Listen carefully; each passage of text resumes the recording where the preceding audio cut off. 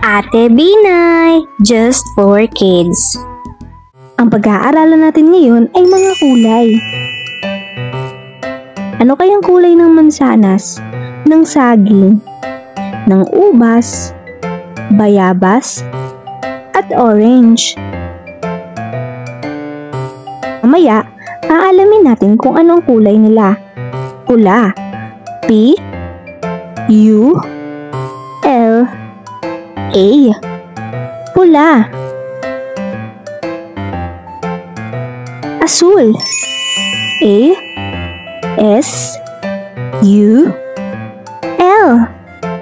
Asul. Dilaw, D, I, L, A, W. Dilaw. Verde, B, E, R, D, E. Verde. Kahel, K, A, H, E, L. Kahel. Lila, L, I, L, A. Lila. Yumanggi, K, A, Y, U, M, A, N, G, G, I. Kayumanggi. Itim, I, T, I, M. Itim. Ngayon ay nalaman na natin kung ano ang mga kulay. Pula, asul, dilaw, berde, kahel, lila, kayumanggi, at itim.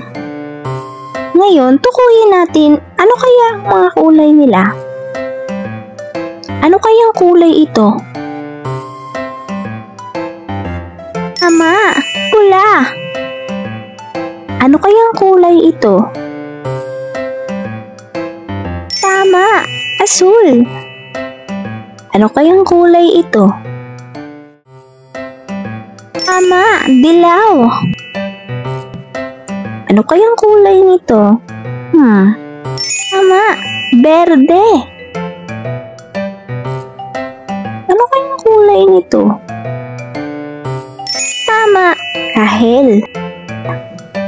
Ano kayang kulay nito? Tama, lila. Ano kayang kulay nito? Tama, kayumanggi.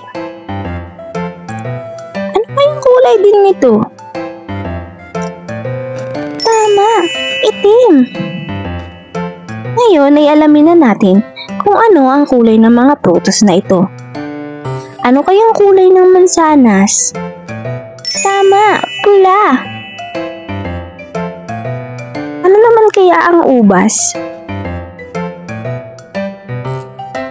Tama, kulay lila. Ang bayabas kaya?